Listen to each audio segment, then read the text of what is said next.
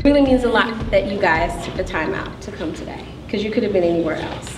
And it means a lot to see that you guys are taking all the information in, because I'm telling you, that is 100% of winning, is showing up.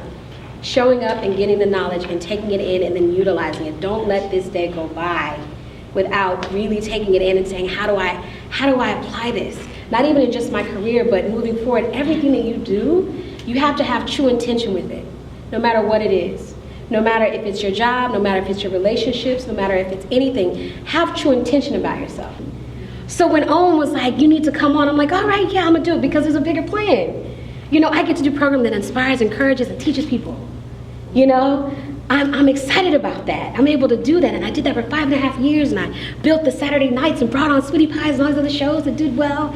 And now God was saying, now what are you gonna do? It's time to go out. You gotta step out. Who leaves Own? Who leaves Oprah? Come on. You know, who does that? But because it's not about me, and because Oprah doesn't define me, and because my job doesn't define me, I could leave.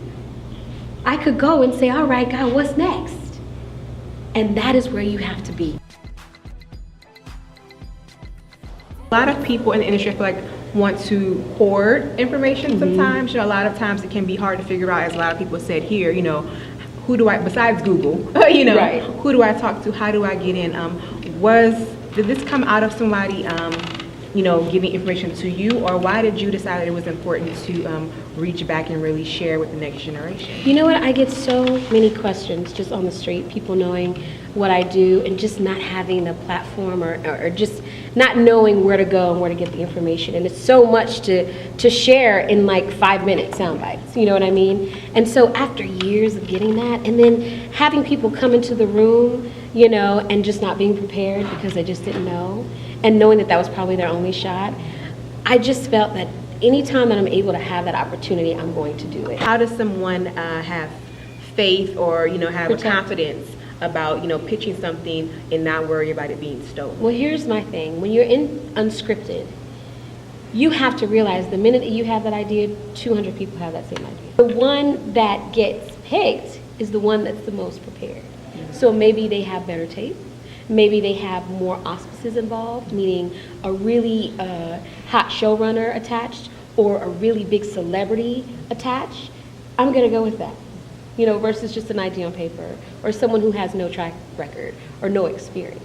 So all of those things come into play. So you have to know that if you're in that world and you're in unscripted, just know that you may not be the only person with that idea. You know, what's your advice for people who are like, you know, I know the guy is telling me to write this script or start my own company or do you know, whatever, but, you know, the bills have to get paid. How do you kind of, you know, juggle following your purpose, but at the same time, you know, or if you're not happy at a job and you want to leave, you know, can you speak to starting your own, literally, but, you know, starting your own company and knowing that, you know, if you listen to God, it'll be okay? The thing is that He's not going to put you in a position to where you are going to fail or that you can't eat, right? So you have to use wisdom. I'm a true believer in work and use that job, if that's not necessarily purpose for you, using that job to fund it. This job is funding my purpose, you know. And that's kind of how I looked at it to a certain degree as I began to rise in my career, but knowing that I wanted to do these other things, putting money aside, having a plan, building it out, gathering my resources, you know, putting my relationships together, setting up things so that when it was time for me to transition, I was already prepared. I was already ready. And there were so many times where I was like, I'm ready to jump ship now. I can't take it anymore. It wasn't time.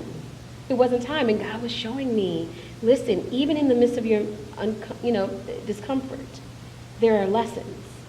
And don't leap before you're ready. Don't be silly. You know, just because you're in a situation where you're not happy or you're uncomfortable, use that as a lesson. I'm teaching you something. I'm growing something in you.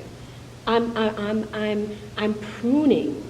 You know, so let's do that. Use this time to help it fund the vision. Use this as opportunities to build that while, you know, and then that way you're ready. When you're ready, that way your bills will be paid. You did it smartly. You weren't being anxious for nothing. You were being methodical. You're using wisdom. And so just because you get that itch doesn't mean he's saying jump now. He's saying this isn't going to be forever, just so you know.